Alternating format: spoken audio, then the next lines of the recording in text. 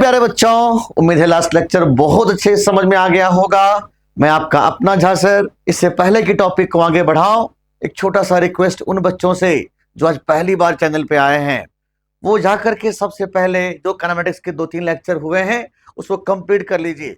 उसके बाद जब चैप्टर्स को आगे बढ़ाएंगे, अब पढ़ेंगे तो और मजा आएगा। चलो बिना कुछ बातें किया सीधा स्टार्ट करते हैं वीटी ग्राफ को। तो चलिए, हमने लास्ट लेक्चर में डिस्कस किया था एक्सटी ग्राफ, और आज का टॉपिक मेनली टॉपिक ही होगा हमारा वीटी ग्राफ। तो देखो बच्चों, वीटी ग्राफ से कई चीजें सामने आते हैं कि आखिर वेलोसिटी और टाइम ग्राफ इतना इंपॉर्टेंट क्यों है, वही समझना जरूरी है हमें।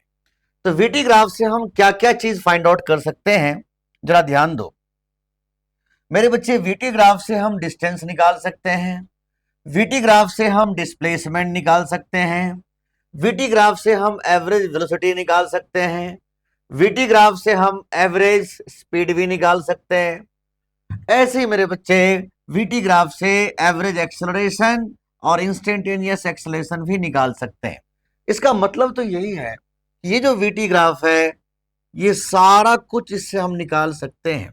Distance, displacement, speed, velocity, acceleration, जितने भी टर्म्स होते हैं सारे इस ग्राफ से डिफाइन होंगे आज। तो चलो इसको हम बहुत अच्छे से समझने की कोशिश करेंगे। काफी ज्यादा इंपॉर्टेंट है आज का लेक्चर। आज का लेक्चर बहुत ज्यादा इंपॉर्टेंट होने वाला है। कारण क्या है बच्चों, जरा समझना। क्योंकि वीटी ग्राफ पढ़ेंगे, वीएस ग्राफ पढ़ेंगे, वी स्क्वायर एस ग्राफ पढ़ेंगे, अंडर रूट में वीएस ग्राफ पढ़ेंगे। इतने सारे ग्राफ्स आज हमें पढ़ना है। जब इतने सारे टाइप के ग्राफ्स पढ़ने होंगे बच्चों, तो समझ सकते हो कि आज का लेक्चर कितना ज्यादा इंपॉर्टेंट है। चलो बिना कुछ बातें किए आगे बढ़ो टॉपिक को लेकर के। तो सबसे पहले बच्चों, सबसे पहले मैंने आपको बताने की कोशिश किया कि वेलोसिटी टाइम ग्राफ से हम क्या क्या चीजें बता सकते हैं। तो मैंने कहा डिस्टेंस भी निकाल सकते हैं और डिस्प्लेसमेंट भी निकाल सकते हैं।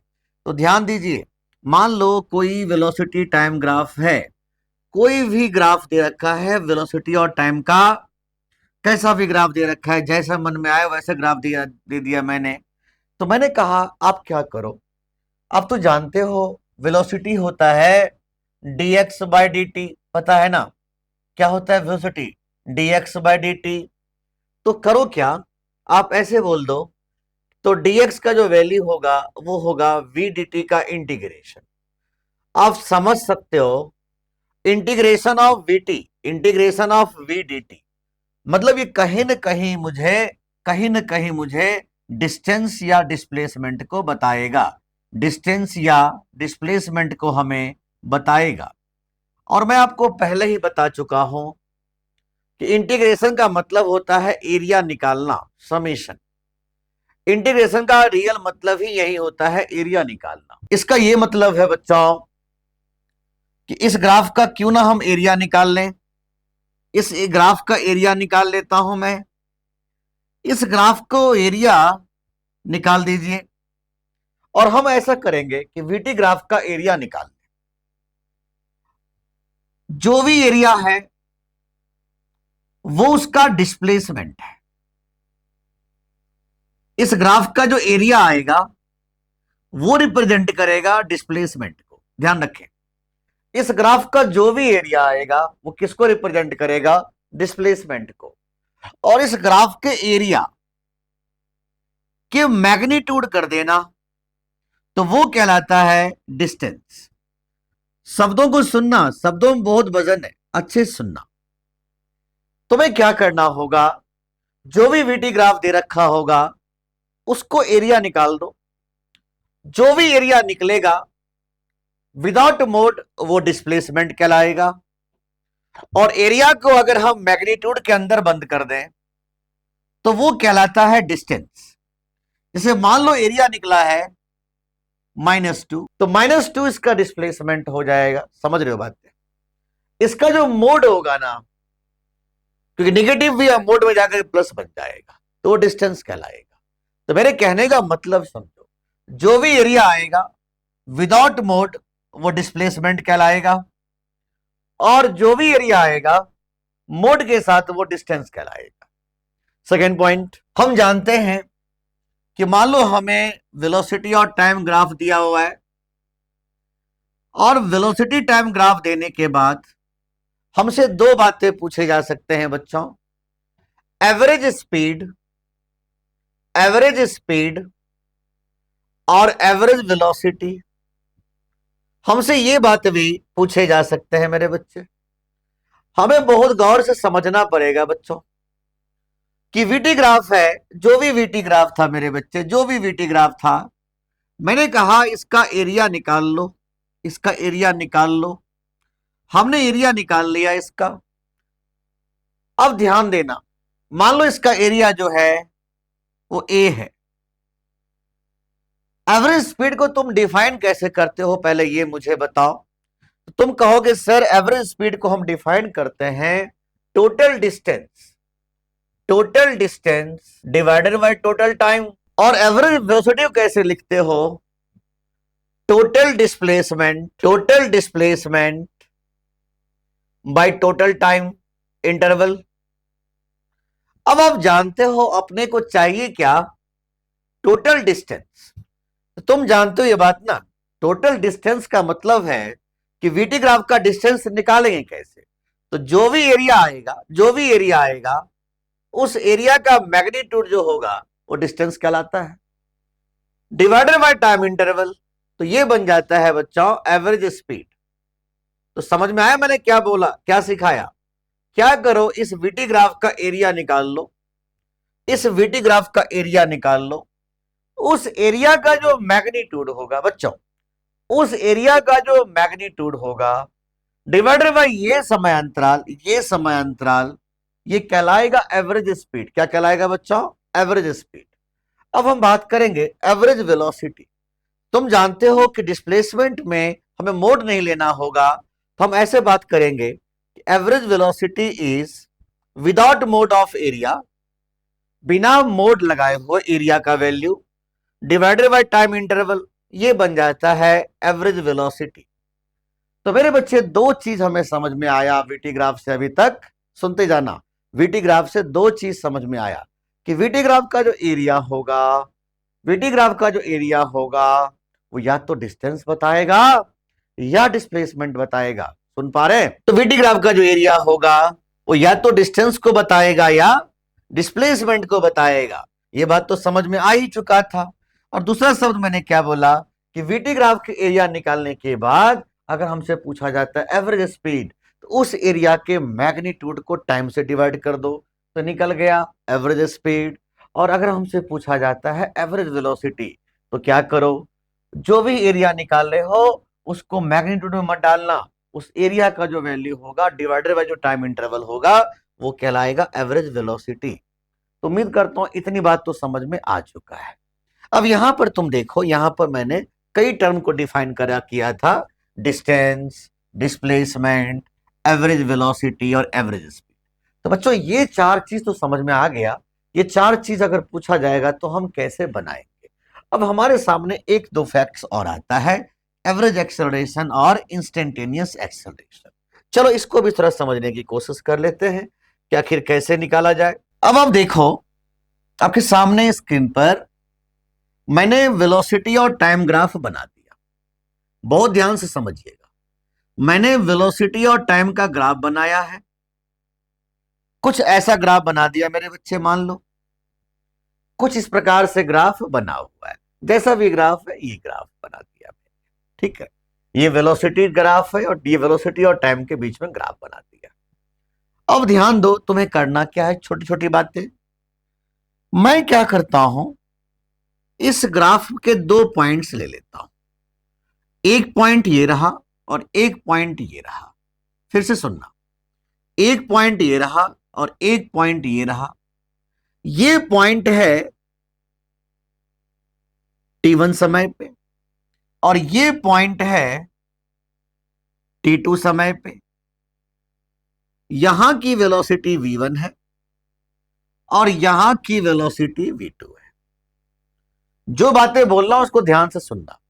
तुम करो क्या, इन दोनों पॉइंट्स को मिलाते हुए एक कोड बना दो, बिल्कुल वैसा ही जैसे मैंने पहले सिखाया था। इन दोनों पॉइंट्स को मिलाते हुए एक कोड बना दो और इसका स्लोप निकालो। इस कोड का स्लोप होगा v2 माइनस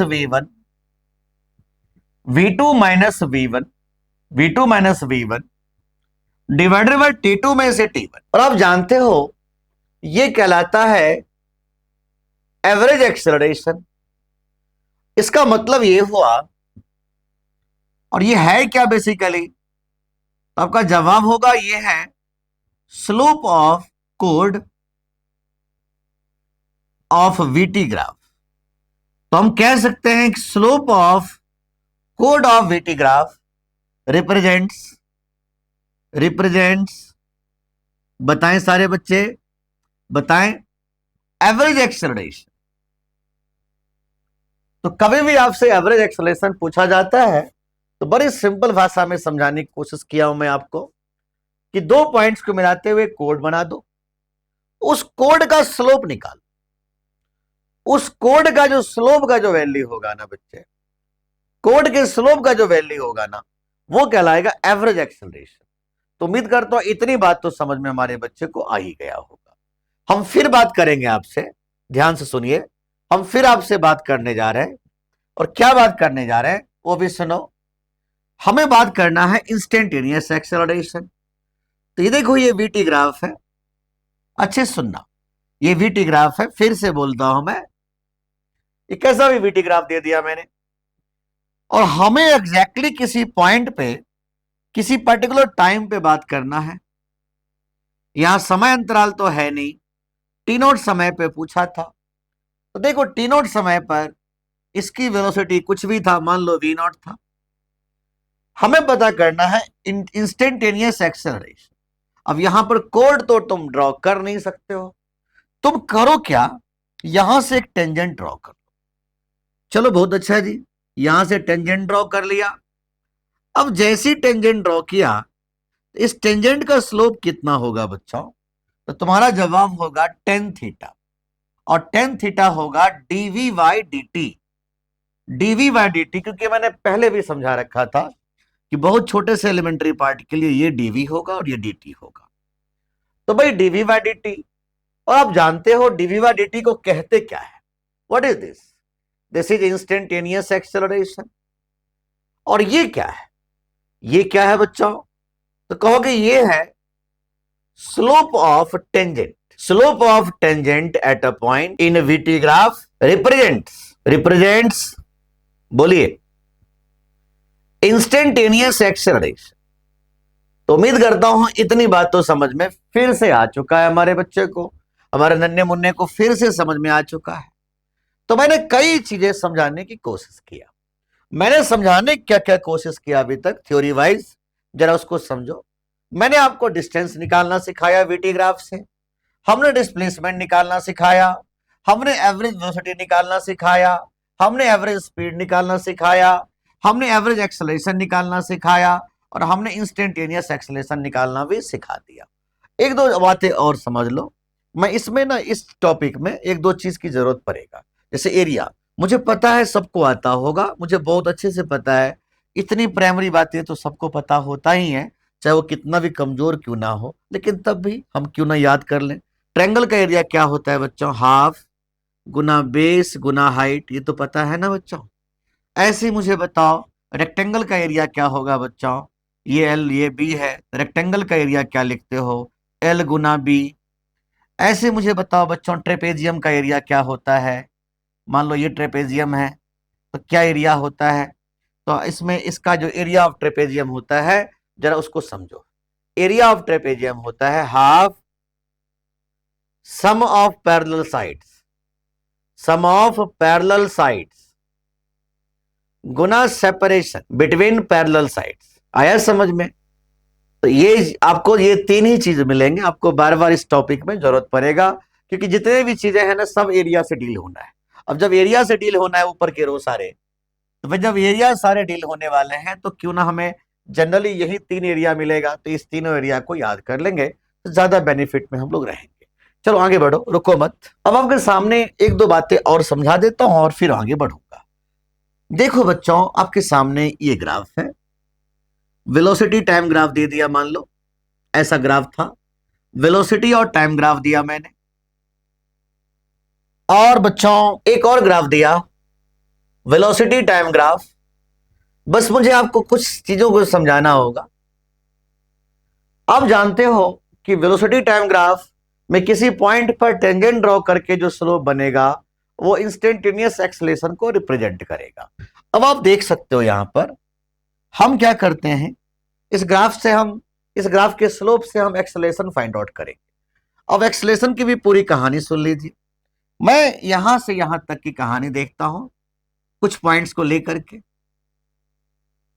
इसमें भी मेरे बच्चे कई पॉइंट्स ले लेता हूं, यहां यहां और यहां।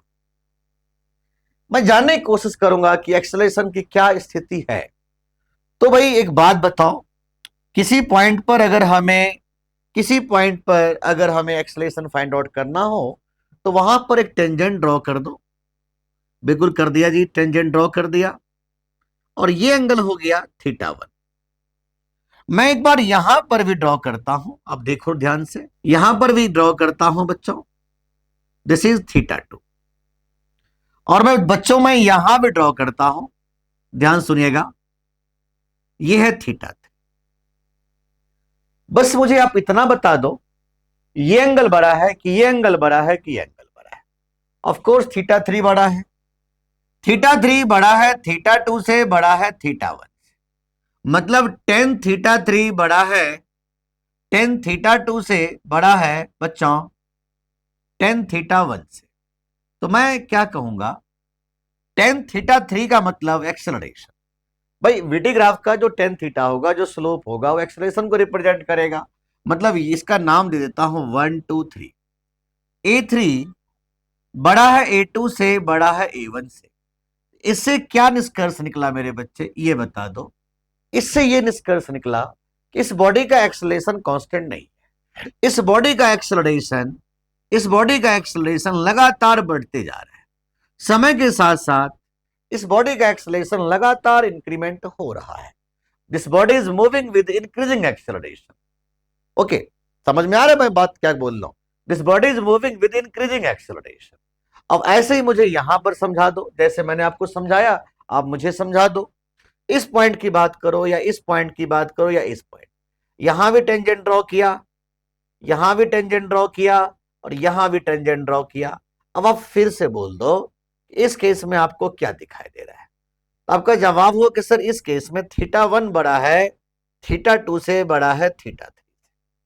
तो भाई जरा सोचो ना, tan θ1 बड़ा है tan θ2 से, बड़ा है tan θ3 से। ऑफ कोर्स V1 जो A1 होगा, बिकॉज इस वीटी ग्राफ का जो स्लोप होगा वो कहीं ना कहीं एक्सेलरेशन को रिप्रेजेंट करेगा। तो A1 बड़ा है A2 से, बड़ा है A3 से। इसका मतलब आप क्या कहोगे कि this body is moving with decreasing acceleration. लगातार इसका एक्सेलरेशन डिक्रीज कर रहा है, लगातार। लेकिन अगर ये ग्राफ मैं यहां पर बताऊं आपको, और मैंने कहा कि भाई ये इस ग्राफ के बारे में भी थोड़ी सी चर्चा कर दो। ये वीटी ग्राफ है और बिल्कुल ऐसा ग्राफ था। अब आप देख सकते हो कि इसका स्लोप हमेशा कांस्टेंट था, इसका स्लोप हमेशा कांस्टेंट था, हमेशा कांस्टेंट था। इसके बारे में क्या बोलोगे कि ये ग्राफ बताता है कि एक्सेलरेशन इसका कांस्टेंट है। वीटी ग्राफ के एरिया डिस्टेंस या डिस्प्लेसमेंट को बताता है, और वीटी ग्राफ का स्लोप एक्सेलरेशन को रिप्रेजेंट करेगा। अगर इसका स्लोप कांस्टेंट है मतलब एक्सेलरेशन कांस्टेंट है। तो उम्मीद करता हूं हमारे बच्चे को इतनी बातें तो समझ में अच्छे से आ ही गया होगा। अब चलो मैं अब कुछ क्वेश्चंस लेता हूं, आपको समझाने के लिए कुछ क्वेश्चंस करना पड़ेगा। अगर सामने स्क्रीन पर देखो क्या क्वेश्चन दिया हुआ है, the variation of velocity of a particle moving along a straight line is as shown in the figure. Okay, तो distance travelled by the body in 4 second. अब देखो ध्यान दो, तुम जानते हो कि वीटी ग्राफ दे रखा हो, थोड़े समय के अभाव की वजह से मैं सीधा स्कैन करके ही मैं इस पे दे देता हूं, क्योंकि डायग्राम बनाने में भी टाइम लगता है, उतना समय निकल नहीं पाता है बच्चों। तो इसीलिए मैं डायरेक्टली आपको स्कैन करके ही दे देता हूं ताकि थोड़े समय बच जाए। अब देखो यहां पर क्वेश्चन क्या कह रहा है कि वीटी ग्राफ है। अब वीटी ग्राफ के जो एरिया होता है वो डिस्टेंस या डिस्प्लेसमेंट को रिप्रेजेंट करेगा। तो मैं अब एक काम कर लेता हूं, मैं सबका एरिया निकाल लेता हूं। यहां का एरिया, यहां का एरिया, यहां का एरिया और यहां का एरिया। तो मैं आपसे जितनी बातें पूछूं उतना ही जवाब दीजिए। A1, A2, A3 और A4 सारे बच्चे मुझे इतना वैल्यू बता दो, बाकी काम बाद। तो मैं कहूंगा बिल्कुल आराम आराम से, मैं पार्ट बाय पार्ट समझा रहा हूं। इसका एरिया क्या लिखेंगे? तो कहेंगे इसका एरिया होगा सर हाफ BH, ये है 1 और ये है 20, ये है 1, ये है 20। तो बच्चों ये हो जाएगा 10। बहुत अच्छा। इसका एरिया क्या बोलने वाले हैं? ये है 1, 1 और 2 मतलब 1, और ये कितना है 20। तो 1 गुना 20 ये हो जाएगा 20। बच्चों देखो ये ट्रेपेजियम आ गया ना, ट्रेपेजियम। इसका एरिया निकालना सिखाया था, half sum of parallel sides. कौन कौन सा साइड पैरेलल है? एक ये वाला, एक ये वाला और एक ये वाला। ये पैरेलल साइड्स दिख रहा है आपको। तो बताइए इसका सम क्या होगा? 20 प्लस 10 30, 20 प्लस 10 30 गुना सेपरेशन बिटवीन देम। इस पैरेलल साइड्स के बीच में कितना सेपरेशन है? यहां 2 है, यहां 3 है, मतलब सेपरेशन 1 है। तो मैं इसका वैल्यू बताऊंगा 15, बिल्कुल सही बात। और यहां रेक्टेंगल की बात कर रहा हूं मैं। ये है 10 और ये है 1, 3 और 4 मतलब 1। तो 10 गुना 1 मतलब 10। अब ध्यान से सुनिएगा, मैं आपसे ना दो बातें पूछूंगा, डिस्टेंस पूछूंगा और डिस्प्लेसमेंट पूछूंगा। वो क्या पूछ रहा है छोड़ो, मैं ये पूछ रहा हूं कि डिस्टेंस क्या होगा और डिस्प्लेसमेंट क्या होगा। तो मैंने कहा बिना मोड लगाए जो भी है वो डिस्टेंस है। तो बिना मोड लगाए बताओ कितना है? कहां से कहां तक पूछा था? अप टू 4 सेकेंड, मतलब अप टू 4 सेकेंड यहां से यहां तक। तो ये 10, 20 10 30 और 15 45 और 10 55। तो डिस्टेंस भी 55 होगा और डिस्प्लेसमेंट भी 55 होगा। कारण कोई नेगेटिव टर्म तो है नहीं, मोड में डालने की जरूरत ही नहीं है। जब मोड में डालने की जरूरत ही नहीं है तो डिस्टेंस भी उतना ही था और डिस्प्लेसमेंट भी उतना ही था, इसलिए इसका आंसर होगा 4। तो उम्मीद करता हूं इतनी बातें समझ में बहुत अच्छे से आ गया होगा बच्चों। चलिए अगले क्वेश्चन की तरफ आइए। आप जल्दी जल्दी जल्दी जल्दी फटाफट फटाफट वीडियो पॉज करो, जल्दी वीडियो पॉज करो और आप सामने स्क्रीन पर देखो और मुझे इस क्वेश्चन को करके बताओ कि क्या आंसर होगा। हमसे डिस्प्लेसमेंट पूछा जा रहा है from origin after 8 second. After 8 second, 8 second बाद की कहानी, मतलब यहां से लेके मेरे बच्चे यहां तक की कहानी पूछ रहा है। तो अगर आपने कर लिया होगा तो एक बार चेक करें बच्चों, या मैं रुक जाता हूं। कोई नहीं, मैं रुक जाता हूं, आप एक बार ट्राई लो फिर मैं चेक करता हूं। ओके बच्चों, आपने कर लिया तो बताएं इसका एरिया A1, इसका एरिया A2, इसका एरिया A3, इसका एरिया A4, इसका एरिया A5, इसका एरिया A6। मैं चाहता हूं डायरेक्टली एरिया भी निकाल सकता था, लेकिन आप लोगों को समझाने के लिए पार्ट बाय पार्ट एरिया समझा रहा हूं ताकि किसी भी बच्चे को कोई दिक्कत ना हो। तो मुझे समझा दो एरिया। A1 क्या होगा, A2 क्या होगा, A3 क्या होगा, A4 क्या होगा, A5 क्या होगा, A6 क्या होगा। तो बच्चों A1 का वैल्यू होगा हाफ 4 गुना 1, हाफ 4 गुना 1, तो बच्चों ये हो जाएगा 2। A2 का वैल्यू क्या होगा? 4 गुना 2, 4 गुना 2, बिकॉज 1 से लेकर 3 तक का सेपरेशन 2। बच्चों ये हो जाएगा 8। बच्चों मुझे बताओ A3 का वैल्यू क्या होगा? तो कहोगे हाफ 4 गुना 1, मतलब ये भी हो जाएगा 2। बच्चों बताओ A4 का वैल्यू क्या होगा? हाफ -2 गुना 1, 4 से 5 मतलब 1, मतलब -1। बच्चों बताओ A5 क्या होगा? -2 गुना 2, 5 to 7 मतलब 2, ये हो जाएगा -4। और A6 क्या होगा बच्चों? तो कहेंगे हाफ 1 गुना -2, तो ये हो गया -1। अब आप देख सकते हो कि अगर हम डिस्प्लेसमेंट पूछे हैं तो विदाउट मोड बात करेंगे। तो विदाउट मोड अगर हम बात किए तो आपका जवाब बहुत स्पष्ट मिला मुझे कि सर विदाउट मोड बात करो तो ये 2 8 10 2 12, ये हो गया 12 और इधर क्या हो गया 6 माइनस में। तो अगर विदाउट मोड बात करें तो मेरा जो डिस्प्लेसमेंट आएगा, मेरा जो डिस्प्लेसमेंट आएगा वो आएगा 6, मेरा जो डिस्प्लेसमेंट आएगा वो आएगा 6।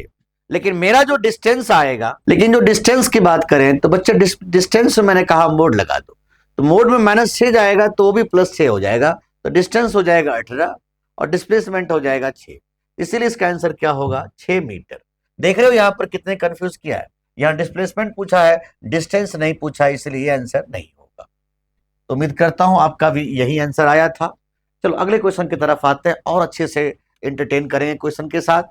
अब यहां पर आप देखो, ये ऐसे था, यहां क्या कह रहा है, during the interval of O A B B C and C D acceleration क्या होगा। तो displacement time graph, displacement time graph, देखो डिस्प्लेसमेंट टाइम ग्राफ, इसको मैं चाहता हूं कि तुम खुद सोच सोच के बताओ, क्योंकि मैंने ये वाला क्वेश्चन तुम्हें पहले से करवा रखा है। अब डिस्प्लेसमेंट टाइम ग्राफ के बारे में लास्ट लेक्चर में समझाया था, तो ये मैं क्यों करूं भाई, ये बताओ, ये मैं क्यों करूं, ये तुम खुद करके मेरे को कमेंट बॉक्स में कमेंट करना कि लास्ट लेक्चर में मैंने इस टाइप की क्वेश्चन करवा रखा है, तो एक बार ट्राई करके फिर मेरे को बताना, फिर मुझे अच्छा लगेगा कि तुमने मुझे बताया कि इसका आंसर ये था। चलो आगे बढ़ो बच्चों। अब वीटी ग्राफ देखते हैं भाई, वीटी ग्राफ में क्या आया है। अब हमसे पूछा गया है distance from the origin after 8 second, 8 second के बाद, मतलब 8 सेकेंड यहां से लेके यहां तक की बात कर रहा है। तो मैं इसको A1 बोलूंगा, इसको A2 बोलूंगा, ये A3 है, ये A4 है, ये A5 है और ये A6 है। मुझे लगता है बिल्कुल पिछले वाला क्वेश्चन ही है, ये बिल्कुल पिछले वाला क्वेश्चन है, देख सकते हो आप, ये डाटा भी वही लग रहा है मुझे। 4 है, -2 है, मेरे ख्याल से 4 है और -2 है। अभी मैंने बताया था इसका जो डिस्टेंस हो जाएगा, लास्ट वाला क्वेश्चन है ये, डिस्टेंस हो जाएगा वो हो जाएगा 18। मोड में ला करके हम जो बात किए थे वो डिस्टेंस है, लास्ट वाला क्वेश्चन मैंने यही वाला क्वेश्चन था। नेक्स्ट चलो आगे बढ़ो। अब मुझे बताओ, ये जल्दी जल्दी वीडियो पॉज करो और स्क्रीन पे जो क्वेश्चन दिख रहा है उसको जल्दी से ट्राई लेकर के मुझे समझाओ कि इसका आंसर क्या होगा, जल्दी से फटाफट, रुको मत। ये वीटी ग्राफ है ना, ये एरिया A1 बोलो, इसको एरिया A2 बोलो, इसको एरिया A3 बोलो, इसको A4 बोलो और इसको A5 बोलो। हमसे पूछ रहा है 5 सेकंड तक का, तो पहले एरिया निकालते जाइए, उसके बाद बात करेंगे हम आपसे। A1 A2 A3 A4 A5, तो मुझे बताइए, it is a trapezium, trapezium का area half, sum of parallel sides 20 और 10 30, गुना सेपरेशन 1, इट इज 15। A2 का वैल्यू बताइए, 10 गुना 1 मतलब 10। बताइए A3 का कहानी, हाफ BH 10 गुना 1, ये 5 हो गया। बताइए A4 की कहानी, हाफ, ये -10 है बच्चों, देख सकते हो आप, -10 गुना 1। और बताइए इसका कहानी क्या होगा, it is a trapezium, it is a trapezium 4 से 5 वाला, हाफ, -10 -20 मतलब -30, गुना सेपरेशन एंड दिस इज -15। हमसे पूछ रहा है डिस्टेंस ट्रेवल्ड, तो भाई डिस्टेंस ट्रेवल्ड में सबको मोड में डालो, 15 10 25 5 30, ये हो गया 30, 5 35 5 40 10 50, तो डिस्टेंस ट्रेवल्ड हो जाएगा, वो हो जाएगा 50 मीटर। तो डिस्टेंस हो जाएगा 50। तो मैं चाहता हूं हमारे बच्चे डिस्प्लेसमेंट भी बता दें कि डिस्प्लेसमेंट कितना आया है। तो आपका जवाब होगा 15 5 20 और इधर हो गया 30, 30 में से 20 गया 10, तो डिस्प्लेसमेंट हो जाएगा 10 और डिस्टेंस हो जाएगा 50 मीटर। तो उम्मीद करता हूं आपका भी आंसर यही आया होगा। आगे बढ़ो, रुको मत, फटाफट फटाफट करते चले जाओ। सामने स्क्रीन पर एक बहुत प्यारा क्वेश्चन आ रहा है, अब धीरे धीरे। यहां पर मैंने वीटी ग्राफ जरूर पूछा, लेकिन वीटी ग्राफ से मैंने ये नहीं पूछा आपसे कि मुझे डिस्टेंस बताओ या डिस्प्लेसमेंट बताओ, मैंने यहां पर एक्सेलरेशन पूछा। तो भाई मुझसे पूछा जा रहा है OA पार्ट, ये वाला पार्ट, AV पार्ट, और बीसी पार्ट। पर एक्सेलरेशन बताने के लिए, तो एक्सेलरेशन निकालते कैसे हो? एक्सेलरेशन होता है स्लोप ऑफ वीटी ग्राफ। अब यही होता है एक्सेलरेशन, चाहे एवरेज हो या इंस्टेंटेनियस हो, लेकिन निकालते तो ऐसे ही थे। अब इस ग्राफ का अगर हम स्लोप निकालें बच्चों, ध्यान दीजिए, अगर इस ग्राफ का हम स्लोप निकालें, इस ग्राफ का स्लोप कितना होगा? बताओ मुझे, इस ग्राफ का स्लोप कितना होगा? Tan theta one is perpendicular by base 10/10 मतलब 1। अगर मैं पूछूं कि एबी का स्लोप कितना होगा, टेन थीटा टू, स्लोप 0 हो जाएगा। और टेन थीटा थ्री क्या बोलेंगे आप? तो इसका कहानी ऐसे करना कि स्लोप तो वैसे ये होता है, तो आपको निकालने का तरीका बताता हूं। ये एंगल निकाल लो, ये एंगल निकाल लो, निगेटिव कर देना। तो टेन थीटा थ्री कितना लिखोगे? 10/20, 10/20, ये रहा 10 और ये रहा 20, लेकिन माइनस कर देना क्योंकि ये ना ऑफ ये पहले से ऑब्टयूज एंगल है, तो निकालने के लिए ये एंगल निकाल लेते हैं और निगेटिव कर देते हैं। तो बच्चों ये हो जाएगा माइनस में 0.5।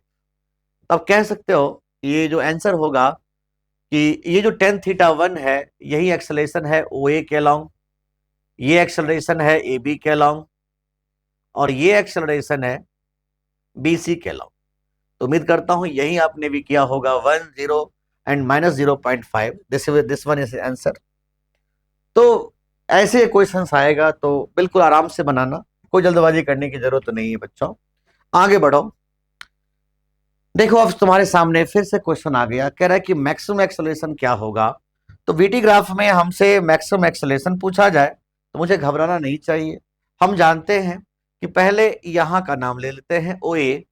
तो ओ ए के दौरान, ओ ए के दौरान, ए बी के दौरान, बच्चों बी सी के दौरान, और बच्चों सी डी के दौरान, सबका टेन थीटा निकाल दो तो एक्सेलरेशन निकल जाएगा। इसका टेन थीटा आएगा 20/20, 20/20 मतलब 1। यहां का स्लोप आएगा 0, यहां का स्लोप आएगा 0। बच्चों यहां का स्लोप आएगा, देख सकते हो आप टेन थीटा का वैल्यू। यहां का स्लोप आएगा क्या कह सकते हो, 60 में से 20 गया 40, बाय 30 में 40, 10 30 10, ये हो जाएगा 4।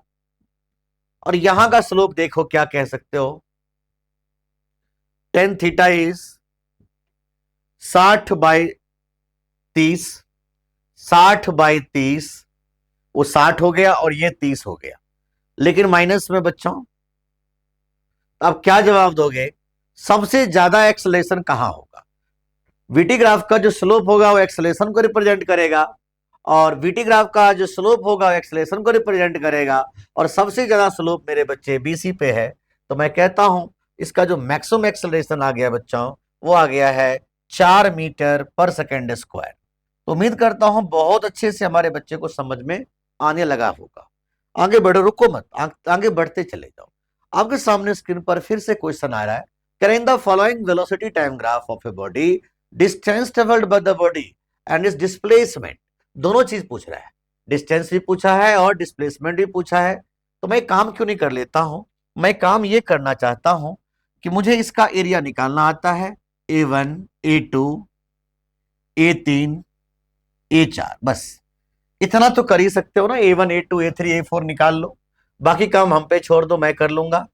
इतना एरिया निकाल लो, इतना एरिया जैसे निकलेगा तो चीजें बन जाएगा। तो A1 हो जाएगा ट्रेपेजियम, तो कहोगे half, sum of parallel sides 40 और 20 60, गुना सेपरेशन, सेपरेशन हो जाएगा 2, तो मैं कहता हूं दिस वन इज 60। मैं बात करूंगा A2, A2 में हम कह देंगे ये हो गया 20 और ये हो गया 1, 20 गुना 1 मतलब 20। हम बात करेंगे A3 का, तो कह देंगे हाफ एरिया ऑफ ट्रायंगल 1 गुना 20 मतलब हो जाएगा 10। अगर हम यहां बात करें तो कह देंगे हाफ -40 गुना 1 -20 हो जाएगा बच्चों। तो अगर आपसे डिस्टेंस कोई पूछे तो क्या जवाब देंगे? तो आपका जवाब होगा डिस्टेंस हो जाएगा सबके मोड 60 20 80 10 90 20 110। लेकिन अगर मैं डिस्प्लेसमेंट पूछूं तो क्या जवाब देंगे? तो आपका जवाब होगा 60 20 80 90 में से 20 गया 70। तो डिस्टेंस 110 और डिस्प्लेसमेंट 70। तो उम्मीद करता हूं बातें समझ में अच्छे से आ गया होगा। अच्छा बच्चे, आपसे एक बात पूछूं, आपसे ये बात भी पूछ सकता था मैं कि भाई ये बताओ कि 0 से लेकर के 5 सेकंड के बीच में, 0 से लेकर 5 सेकंड के बीच में एवरेज स्पीड क्या है? तो आपका जवाब क्या होगा? एवरेज स्पीड हो जाएगा total distance by total time. ये हो गया इसका एवरेज स्पीड। और मैं अगर आपसे पूछता हूं एवरेज वेलोसिटी क्या होगा तो क्या जवाब दोगे? तो कहोगे एवरेज वेलोसिटी हो जाएगा 70/5 total displacement by total time. तो इस तरीके से हम आराम से बनाते चले जाएंगे। तो उम्मीद करता हूं आपको समझ में बहुत अच्छे से आ रहा होगा। और अगर हमारे बच्चे को बहुत अच्छे से आ रहा होगा तो आप जल्दी से जल्दी इसको करके दिखाओ। और ये आपका होमवर्क है, इसको होमवर्क में दे रहा हूं, इसको करके आप मुझे मैसेज करना, मुझे बताना कि क्या इसका आंसर होगा। आगे बढ़ो, रुको रुको मत, बढ़ते चले जाओ। अब आपके सामने यहां पर देखो क्वेश्चन में क्या कह रहा है कि वेलोसिटी टाइम ग्राफ दे रखा है और पूछा गया कि इट एक्सप्लेन्स दैट क्या बताना चाहता है ये भाई साहब मुझे क्या बताना चाहता है, बस इतना बता दो। तो देखो, जब हम बात करते हैं यहां तो यहां देखो स्लोप 0 है, यहां पर स्लोप 0 है मतलब एक्सेलरेशन 0 है। वीटी ग्राफ का जो स्लोप होगा वो एक्सेलरेशन को रिप्रेजेंट करता है और यहां पर स्लोप 0 है मतलब एक्सेलरेशन 0 है।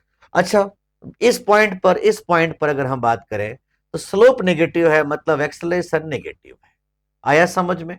अच्छा, तो मैं आपसे पूछ सकता हूं इसमें से कौन सा ऑप्शन होगा? बी पॉइंट पे बात कर रहा है, एट बी फोर्स इज 0 ना, हो ही नहीं सकता, बिकॉज यहां पर एक्सेलरेशन नेगेटिव है, 0 नहीं है, इसलिए ये आंसर तो है नहीं। At B there is a force towards the motion, नहीं बच्चे, ये रिटार्डेशन हो रहा है। रिटार्डेशन का मतलब होता है कि मोशन के अगेंस्ट, अगर बॉडी इधर जा रहा है तो एक्सेलरेशन पीछे लग रहा होगा, तो यही तो होता है ना मोशन के अपोजिट। तो मैं कहता हूं at B there is a force but opposite the motion, यहां पर कोई फोर्स जरूर लग रहा होगा लेकिन मोशन को अपोज कर रहा होगा।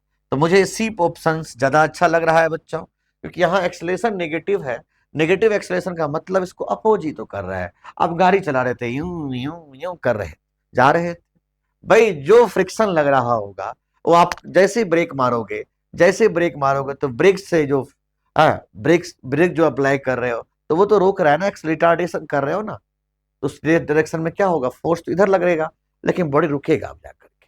तो मैं वही बात तो कह रहा हूं कि इस केस में at B there is a force but opposite the motion. बिल्कुल सही बात आपने कहा है। आपके सामने फिर से बार बार वही क्वेश्चन आ रहा है, ये भी वही क्वेश्चन दिख रहा है मुझे। आप इसको जल्दी जल्दी ट्राई करो और मेरे को होमवर्क में बताना इसका आंसर क्या होगा। यहाँ पूछा है डिस्टेंस, सारी एरिया निकाल करके सबको सम कर देना, बात खत्म। उम्मीद करता हूं इतनी बात समझ में अच्छे से आ गया होगा।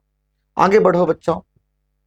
हाँ, ये बेहतर क्वेश्चन है, ये क्वेश्चन को मैं 5/5 बोलूंगा। क्यों भाई, ऐसा क्यों? पूछे कई बार हमसे एग्जाम में पूछ लेता है कि कौन सा ग्राफ पॉसिबल नहीं। तो ध्यान दीजिए बच्चों, हमें ऐसे क्वेश्चंस को कैसे हैंडल करना है। देखो, तुम्हें मैं एक टेक्निक बताता हूं। एक पोजीशन पर एक टाइम पर दो वेलोसिटी नहीं हो सकती, एक टाइम पर दो पोजीशन नहीं हो सकते। अब जैसे देखो, ये ग्राफ में मैंने ऐसे बना दिया, वन डायमेंशन में ये वैलिड है, सिर्फ वन डायमेंशन। अब मैं कहता हूं एक समय पे ये भी पोजीशन है और ये भी पोजीशन है, कैसे हो सकता है? नहीं हो सकता ना। एक समय पे मैं यहीं रहूंगा ना, मैं वहां तो नहीं चला जाऊंगा। तो एक समय पे दो डिस्प्लेसमेंट नहीं हो सकते, दो वेलोसिटी नहीं हो सकते और दो एक्सेलरेशन नहीं हो सकते। अब इसमें से चेक करो कौन सा ऐसा है जिसमें एक समय पे दो, कभी भी अगर आपको ऐसा ग्राफ को पूछा जाता है, ऐसा क्वेश्चन पूछा जाता है ना, ये कौन सा ग्राफ संभव नहीं है, तो समझ लेना कि तुम्हें यही बात पूछ रहा है और यही लॉजिक लगाना है। एक समय पे दो पोजीशन, दो वेलोसिटी और दो एक्सेलरेशन में से कोई भी नहीं हो सकता इन वन डायमेंशन। अब देखो एक समय पे दो वेलोसिटी कैसे हो सकता है, उसी समय पे इसकी वेलोसिटी 10 भी हो 20 भी हो रहा होगा और उसी समय पे इसकी वेलोसिटी 10 हो रहा होगा, ये कैसे हो सकता, ये संभव नहीं होगा, इसलिए ग्राफ ये संभव नहीं है। तो कभी भी ऐसे क्वेश्चन आएगा तो ध्यान देना, कभी भी, मैं बार बार कह रहा हूं, कभी भी वन डायमेंशन में पूछा जाए कि कौन सा ग्राफ संभव नहीं है, तो आपको इतना ही सोचना है कि भाई एक समय पे दो पोजीशन नहीं हो सकते, दो वेलोसिटी नहीं हो सकते और दो एक्सेलरेशन नहीं हो सकते किसी एक समय पे इन वन डायमेंशनल मोशन। तो चलो आगे बढ़ो बच्चों, रुको मत। अब हम बात करेंगे वीएस ग्राफ को। तो वीएस ग्राफ को हमारे बच्चों को बहुत अच्छे से समझना पड़ेगा क्योंकि इतना मस्त चीज समझा रहा हूं, बस पूछो ही मत वीएस ग्राफ। अब वीएस ग्राफ कभी भी आपसे पूछा जाता है मेरे बच्चे, तो आपको ना एक चीज बताता हूं, यहां लिखता हूं वी, यहां लिखता हूं एस, यहां लिखता हूं वी, यहां लिखता हूं एस। तो कैसा भी वीएस ग्राफ आएगा, इसको सॉल्व कैसे करेंगे सुनना ध्यान से। आप जानते हो एक्सेलरेशन होता है V DV by D S. अब ये मत कहना कि सर ये नहीं आता, ये ऑलरेडी पिछले लेक्चर में समझा चुका हूं, बहुत अच्छे समझा चुका हूं इसके बारे में। एक्सेलरेशन इक्वल टू वेलोसिटी गुना डीवी बाई डी एस। अब ध्यान दो, कभी भी तुमसे एक्सेलरेशन पूछा जाए वीएस कर्व में, तो तुम क्या करो, ऐसे करना कि जो डीवी बाई डी एस तुम देख रहे हो, ये डीवी बाई डी एस को कहता हूं मैं स्लोप ऑफ वीएस कर्व। किसी पॉइंट पर एक्सेलरेशन निकालने का सबसे बेस्ट आइडिया, उस पॉइंट पे, उस टाइम पे, उस पॉइंट पे, है ना, उस पॉइंट पे जिस लोकेशन पे बात कर रहा है, उस पॉइंट पर उसकी वेलोसिटी क्या था और वो पॉइंट पे स्लोप कितना था, इतना पता हो जाए तो बस चट मंगनी पट क्वेश्चन। भाई स्लोप ऑफ वीएस कर्व जो होता है वो डीवी बाई डी एस होगा, यहां पर तुम कह सकते हो परपेंडिकुलर बाय बेस मतलब डीवी बाई डी एस। तो वीएस ग्राफ का स्लोप गुना velocity is known as acceleration. Velocity गुना स्लोप, वेलोसिटी गुना slope of VS graph represents acceleration of VS curve. चलो क्वेश्चन लेते हैं, ऐसे नहीं समझ में आएगा। सामने स्क्रीन पर क्वेश्चन है, देखो कह रहा है कि find acceleration of particle at S बराबर, find acceleration of particle at S बराबर 150 मीटर। अब एस बराबर 150 मीटर कहां है, यहां है मेरे बच्चे। तो तुम देखो एस बराबर 150 मीटर पे हमें एक्सेलरेशन पूछा जाए तो हम ऐसे सोचेंगे वेलोसिटी गुना स्लोप। चलो कोई नहीं यार, तुम स्लोप निकाल दो, बाकी काम देखा जाएगा, मैं देख लूंगा। स्लोप बताओ, 150 मीटर पर स्लोप कितना था, अभी निकाल लेते हैं। ये देखो परपेंडिकुलर बाय बेस, यही स्लोप ये भी है, कुछ भी कहो यार, सेमी स्लोप था। यहां से निकालो या यहां से निकालो, कहीं से निकालो, कहीं से निकाल लो, बराबर है स्लोप। यहीं से निकालो, तुम्हारी मर्जी है, यहां से निकालना तो यहां से निकाल लो, वैसे बराबर ही था स्लोप। तो tan theta is perpendicular by base. क्या परपेंडिकुलर है बच्चों, 70 में से 50 गया तो 20, और क्या है बेस मेरे बच्चे, ये 200 और ये 100, 100, ये 200 और ये 100, 100, और परपेंडिकुलर कितना हो जाएगा, 70 में से 50 गया 20। तो ये हो गया स्लोप। स्लोप हो गया 1/5। और वेलोसिटी कितना है, एस बराबर 150 मीटर पर कितनी वेलोसिटी है, जल्दी बताओ, 60। एस बराबर 150 मीटर पे कितनी वेलोसिटी है, देखो ध्यान से, 60। बस सॉल्व कर दो, आगे इसका answer 12 metre per second square, यही इसका आंसर है। सिंपल है यार। कभी भी वीएस ग्राफ दिया जाए और वीएस ग्राफ से अगर एक्सेलरेशन पूछा जाए तो क्या करो, सिंपल तरीका अपनाना, एक्सेलरेशन इक्वल टू वेलोसिटी गुना स्लोप। जिस पोजीशन पे पूछा गया उस पोजीशन पे वी देख लो और गुना उसका स्लोप से मल्टीप्लाई कर दो, तो बन गया एक्सेलरेशन। चलो मेरे बच्चे एक केस और लेता हूं मैं, एक एग्जांपल और लेता हूं पहले। अब यहां क्या बोला गया कि acceleration of particle at S बराबर 0। अब ये देखो अच्छा क्वेश्चन आ गया, एस बराबर 0, तुम पहले चेक करो कहां है एस बराबर 0, क्योंकि सर जी यहां है एस बराबर 0, ये है लोकेशन एस बराबर 0। तुम बताओ एस बराबर 0 पे, एस बराबर 0 पे मतलब यहां पे s बराबर 0, मतलब यहां कितनी वेलोसिटी है तो कहोगे 20, और s बराबर 0 पर स्लोप कितना है तो कहोगे जो स्लोप यहां है वही स्लोप यहां भी होगा। बोलो, एक ही बात है। मैं यहां स्लोप निकाल लेता हूं। tan theta is perpendicular by base, लेकिन नेगेटिव में अभी समझाया था कि अगर स्लोप निकालना हो ना इस लाइन का, यहां से निकाल दो, नेगेटिव कर देना, क्योंकि ये वाला एंगल होता है बेसिकली। तो tan थीटा इज 20/50 माइनस में, मतलब -2/5, -2/5। तो बताओ एक्सेलरेशन क्या लिखोगे? s बराबर 0 पे कितनी वेलोसिटी है तो कहोगे s बराबर 0 पर, s बराबर 0 पे कितनी वेलोसिटी है बच्चों? तो तुम्हारा जवाब होगा 20। 20 गुना स्लोप कितना है मेरे बच्चे? स्लोप कितना है जल्दी बताओ? -2/5। बस सोचो मत, 5 4 20, तो -8 मीटर पर सेकेंड स्क्वायर। ये रहा इसका आंसर बच्चों। कि मेरे कहने का मतलब है कि s बराबर 0 पे कितनी है वेलोसिटी तो कहोगे 20, और गुना इसका स्लोप जो होगा -2/5, इसका आंसर हो जाएगा -8 मीटर पर सेकेंड स्क्वायर। तो उम्मीद करता हूं ये बात भी आपको अच्छे से समझ में आ गया होगा। आइए आगे बढ़ते हैं बच्चों। हम फिर से बात करेंगे वी स्क्वायर वर्सेस एस। अब जब ऐसा क्वेश्चन आ जाए, वी एस ना करके V square versus S graph दिया जाएगा, तो ध्यान दीजिए, जो मैं समझाता हूं उसमें स्मार्ट बन जाना। हर बार तुम्हें इतना ही काम करना, कोई नया नौटंकी मत करना।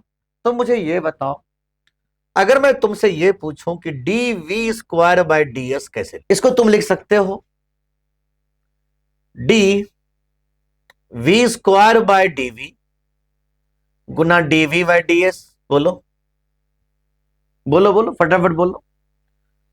बेसिकली इस ग्राफ का जो स्लोप होगा वो होगा D V square by D S.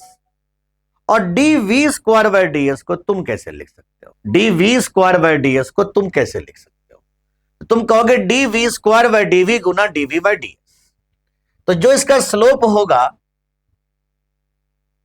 जो इसका स्लोप होगा, इसका डिफरेंशिएशन 2v, और ये होता है dv बाय ds। अब जो बोलने जा रहा हूं उसको थोड़ा ध्यान दो। इस ग्राफ का जो स्लोप होगा वो होगा 2 into V dv by ds। और तुम पहले से जानते हो कि v गुना dv बाय ds को बोलता हूं एक्सेलरेशन। v गुना dv बाय ds को लिखता हूं मैं acceleration. v dv by ds को लिखता हूं मैं एक्सेलरेशन। तो मेरे बच्चे हम लिख सकते हैं acceleration equal to half of slope. सबसे ज्यादा अच्छा टॉपिक हो गया ये तो बहुत ज्यादा आसान हो गया, वी स्क्वायर वर्सेस एस। तो कभी भी वी स्क्वायर वर्सेस एस का ग्राफ पूछा जाए तो सिंपल जवाब दे रहा हूं और बेस्ट जवाब दे रहा हूं, क्या करो, जो भी ग्राफ दे रखा है उसका स्लोप निकाल दो, उसको हाफ कर दो, वही उसका एक्सेलरेशन। लेकिन ध्यान देना, ये सिर्फ और सिर्फ वैलिड है V square versus S. Please check, एक क्वेश्चन ले लिया मैंने, यहां पर दे रखा है वी स्क्वायर वर्सेस एस। पहले मुझे इसका स्लोप बता दो, कितना स्लोप होगा? tan थीटा इज 20/50, लेकिन माइनस में -2/5। ये इसका स्लोप हो जाएगा बच्चों। हमसे पूछ क्या रहा है यार, s बराबर 0 पर स्लोप कितना है? s बराबर 0 पे भी यही स्लोप है, पूरा स्लोप ही कांस्टेंट है। तो भाई हमसे पूछ रहा है, स्लोप नहीं पूछ रहा, हमसे एक्सेलरेशन पूछ रहा है। तो एक्सेलरेशन होता है हाफ गुना स्लोप। कभी भी वी स्क्वायर वर्सेस एस का ग्राफ कोई क्वेश्चन आए तो करना हाफ गुना स्लोप। तो लिख दूंगा हाफ गुना स्लोप है -2/5, मतलब माइनस में 0.2 मीटर पर सेकेंड स्क्वायर। ये रहा उसका आंसर। कभी भी मेरे बच्चे, कभी भी वी स्क्वायर वर्सेस एस का ग्राफ का क्वेश्चन आए तो बड़ी आसानी से, बड़ी अच्छे से ऐसे बना देना, कुछ नहीं, सबसे आसान तो यही है। वी स्क्वायर वर्सेस एस सबसे आसान होगा। क्यों आसान होगा? क्योंकि इसमें ज्यादा दिमाग नहीं लगता ना। सोच के देखो, स्लोप निकाल दो, जिस पोजीशन पे बात करें वहां का स्लोप निकाल दो, उसको हाफ कर दो तो निकल गया एक्सेलरेशन, बात खत्म। लेकिन अगर मैं आपके सामने ऐसा क्वेश्चन रखता हूं, अब मजेदार क्वेश्चन आ रहा है भाई, अब क्या करूं, अब क्या करूं, यही तो दिमाग खराब हो रहा है। अब ये है, मैं तुम्हें ना एक ऐसा तरीका बताता हूं कि तुम्हें बस मजे ही मजे आएंगे, तुम्हें बस इतना मजा आएगा कि पूछो मत। तुम्हें बस ध्यान देना यहां पर जो बात मैं कर रहा हूं। मैं तुम्हें एक छोटा सा बात बताता हूं, यहां पर रूट वी एस ग्राफ दे रखा है, तो भाई रूट वी एस मैं जो बोलता हूं ध्यान दो, यहां लिख रहा हूं root V by D S. अगर मैं तुमसे पूछूं कि इस ग्राफ का स्लोप क्या होगा, अगर मैं तुमसे ये बात पूछूं कि इस ग्राफ का स्लोप क्या होगा, यहां रूट वी लिखा है, यहां एस लिखा है, इस ग्राफ का स्लोप क्या होगा? Differentiation of root V by D S, यही तो स्लोप होगा। मैं इसको सॉल्व करना तुम्हें सिखाता हूं, क्योंकि अगर तुम्हें सॉल्व करना आ जाए तो बस बात ही खत्म। मैं इसको लिख सकता हूं मेरे बच्चे, differentiation of root V by D V गुना D V by D S. मेरे सामने एक परिस्थिति आ गया है और बड़ी क्रिटिकल परिस्थिति आ गया है, मैं करूं तो करूं क्या? इसका डिफरेंशिएशन करना है मुझे। डिफरेंशिएशन ऑफ वी का पावर हाफ लिखा हुआ है, बाई डी वी लिखा हुआ है, गुना D V by D S लिखा हुआ है। भाई रूट का मतलब क्या? Power half. तो इसको कैसे लिखते हो पहले मुझे ये बताओ। तो आपका जवाब होता है कि सर मैं इसको ऐसे लिखूंगा, एन एक्स का power N minus one, N X का पावर एन माइनस वन गुना डीवी बाई डी एस। मैं इसको ऐसे लिख दूंगा, हाफ वी का पावर माइनस हाफ गुना डीवी बाई डी एस। बच्चों मैं इसको ऐसे लिखने जा रहा हूं, हाफ वी का पावर माइनस हाफ का मतलब वन बाय रूट वी, नीचे जाएगा तो वी का पावर हाफ गुना डीवी बाई डी एस। मजा नहीं आया यार। और ये आया है इस ग्राफ का स्लोप, इस ग्राफ का स्लोप। अब देखो ध्यान से, जो मैं तुम्हें अब ना एक मास्टर की दे रहा हूं, उस मास्टर की को पकड़। तो इसके बाद क्या करना है बच्चों, slope equal to half one by root V गुना डीवी बाई डी एस। अब ध्यान देना, जो बात मैं अब करने जा रहा हूं सबसे ज्यादा घातक, सबसे ज्यादा इंपॉर्टेंट।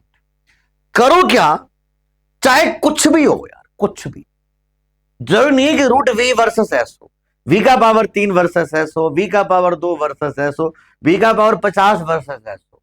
हर बार तुम्हें यही स्टेप लेना है जो बात मैं अब तुम्हें समझा रहा हूं। क्या करो, ऊपर और नीचे वी से मल्टीप्लाई कर दो। कर दिया जी। अच्छा इससे फायदा क्या मिलेगा सर जी, ये बता दो।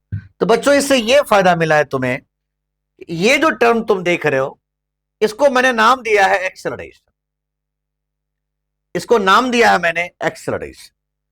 अब देखो क्या फायदा मिला मुझे, 1/2 1/√v Guna we Guna acceleration, और ये आ गया है root V versus S graph का स्लोप। तो इसको हम यूज करेंगे root V versus S graph में। तो देखो क्या कहे root V versus S graph में, स्लोप बराबर क्या निकाला मैंने, देखो ध्यान से, 1/2 रूट वी गुना एक्सेलरेशन। अब यहां पर क्या बोला है कि इंस्टेंटेनियस एक्सेलरेशन एट ए, इस पॉइंट पे एक्सेलरेशन, इसका स्लोप निकालो 1037 डिग्री, दिस इज 3/4।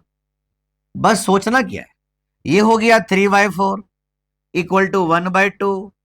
अब यहां देखो, ए पॉइंट का जो वेलोसिटी है वो रूट, मतलब ये 2 है, इसका मतलब रूट वी का वैल्यू 2 है। समझना ध्यान से, ये वी का वैल्यू 2 नहीं है, रूट वी का वैल्यू 2 है।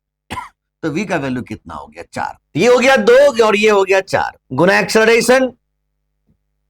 अब कह सकते हो 4 से 4 गया, then acceleration equal to 12 metre per second square. तो उम्मीद करता हूं आपको समझ में बहुत अच्छे से आ गया होगा। तो मैं बार बार कह रहा हूं, जरूरी नहीं है कि रूट वी वर्सेस एस हो, ये वी क्यू और एस भी होगा तब भी यही काम करेंगे, कोई नया काम नहीं करना अपने को।